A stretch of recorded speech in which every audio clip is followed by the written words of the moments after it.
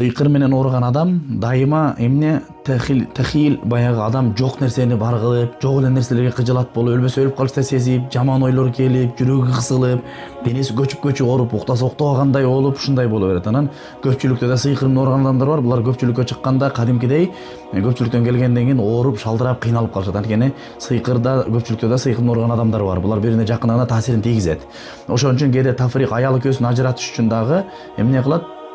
Экөөнү тең окутат. Экөө биринин жанына келгенде оорулашып, шалдырап калып, биринин жанына келсе кыйналып калып отуруп, акыры ажырашууга алып барат. Бири-биринин кемчиликтери гана көрүнүп калат.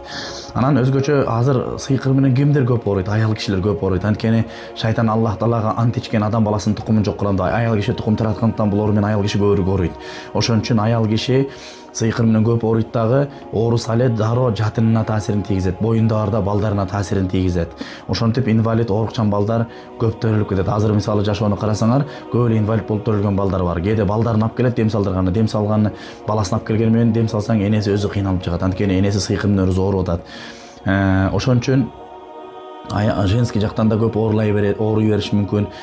Түшүндө кичинекей наристелерде ошол кезде аял киши сыйкыры жатынына таасирин тийгизген болсо, дем салып аткан учурда да мындайда түшүндө да жаман түштөрдү көп көрө берет. Төрөп, эмизип, эритип жүргөн болуп наристелерди.